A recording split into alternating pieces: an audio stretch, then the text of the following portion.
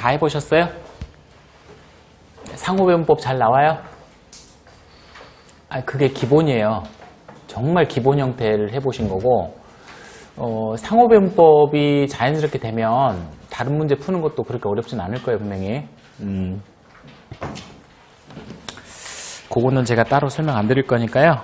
그렇게 하시고, 자, 교재 앞으로 오셔가지고, 88페이지 가봐요. 88페이지 가시면은 실제 개별원가 계산 보이세요? 자, 거기 개별원가 계산은 조선업이나 건설업과 같이 서로 다른 여러 종류의 제품을 주문 등에 의해서 생산하는 형태에 적용하는 원가 계산 방법이라고 되어 있고, 거기에 뭐라고도 한대요? 밑줄 꺼놓으세요. 작업별 원가 계산이라고도 한다. 자, 개별 원가 계산을 다른 말로 뭐라 한다고요? 작업별 원가 계산이라고 한다라고 기억 꼭 좀 하시고요.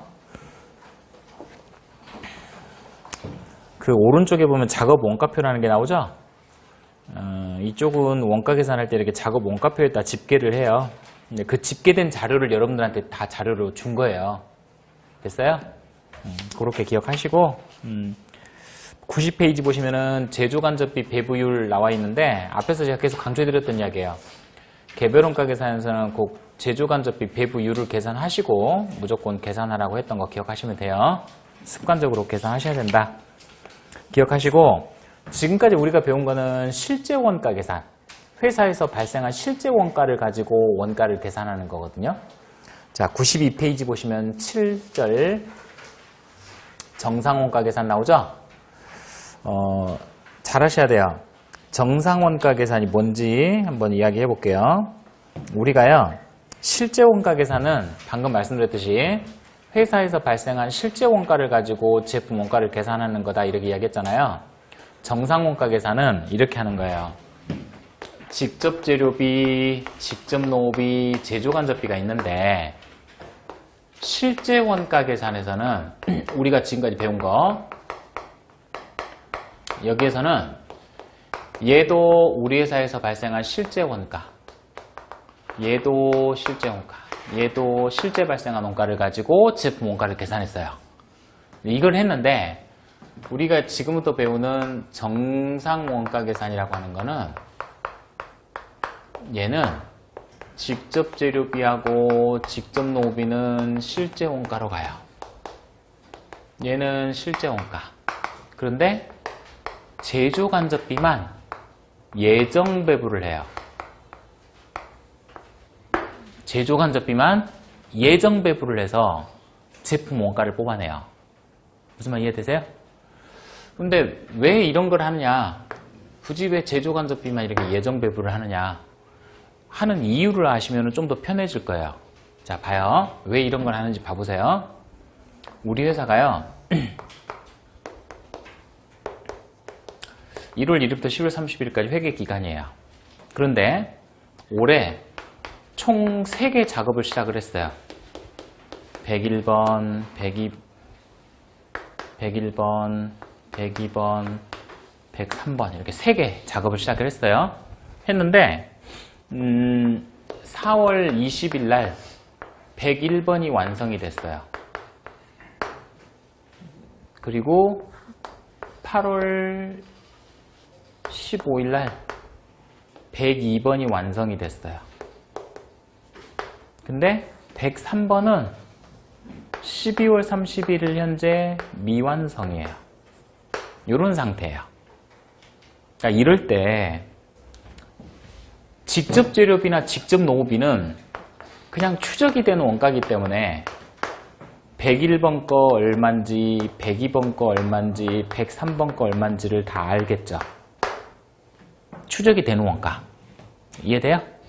자, 그런데 문제는 뭐예요?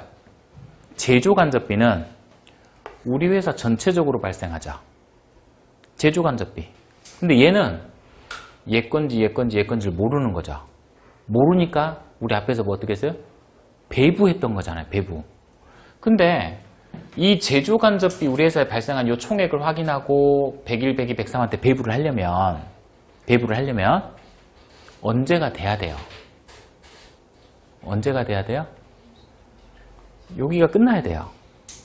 회계 기간이 끝나고 우리 회사에서 발생한 제조간접비가 총 얼마인지가 집계가 끝나야 그거를 가지고 뭐 노동시간 기준으로 배부할 건지 기계시간 기준으로 배부할 건지 기준을 잡아서 배부를 하게 된단 말이에요. 이해되세요? 그래서 이 실제원가 계산은 외부 보고 목적으로도 사용하고 뭐 일반적인 방법이기도 하지만은 문제는 제품 원가를 뽑으려면 무조건 12월 말이 끝나야 된다는 거예요. 일단 이해돼요? 그리고 더 중요한 건 뭐예요? 더 중요한 거는 4월 20일 날 101번이 완성이 됐잖아요. 완성이 됐는데 원가를 알려면은 몇 개월을 기다려야 돼요? 8개월을 더 기다려야 돼요. 8개월이 더 걸려요. 왜?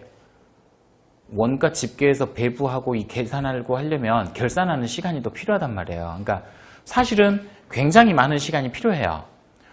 제품은 4월 달에 완성이 됐는데 원가를 뽑아내려면 너무나 오랜 시간을 기다려야 돼요. 이러다 보니까 정보의 적시성이 너무나 떨어져요. 우리는 완성되면 바로 제품 원가를 바로바로 알고 싶어요. 사실은. 그러니까 정보 적시성이 너무 떨어진다는 문제점이 있는 거예요. 이해되세요? 그래서 정상원가가 이제 그래서 나온 거고, 얘는 그래서 어떻게 하냐면 얘하고 얘는 그냥 실제 발생한 원가 직접 추적이 되니까 그냥 그 원가를 가지고 하는데, 제조간접비만 연초에 미리 제조간접비 실제 배부일이 아니라 예정 배부일을 먼저 산정해 놓고 있다가 완성되면 바로바로 그 예정 배부일 가지고 배부를 해버려요. 그냥 제조간접 배부. 그래서 완성되면 바로바로 원가를 뽑아내버려요. 이해되세요? 정상원가 계산이 나오게 된 배경이 그거예요. 그럼 정상원가 계산의 장점이 뭐냐? 그럼 뭐라고 써야 돼요? 방금 이야기 다 했어요. 정상원가 계산의 장점이 뭐예요? 딱 한마디로 표현해야 돼요. 아까 실제 원가 계산은 뭐가 떨어진댔어요?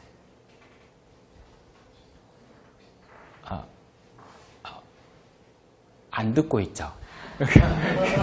실제 원가 계산은 제가 방금 전에 실제 원가 계산은 4월에 완성이 됐는데도 원가를 뽑아내려면은 한참 기다려야 된다. 그래서 정보의 적시성이 너무 떨어진다. 이야기했어요. 그죠? 정상원가 계산의 장점이 뭐냐? 그럼 뭐라고 대답해요? 정보의 적시성이 제고가 돼요. 이해돼요? 그냥 이렇게 그냥 앉아 있는 거예요? 그냥 이렇게. 실제 원가 계산의 단점, 한계점 그럼 뭐라고 써요? 정보의 적시성이 너무 떨어져요. 이해돼요?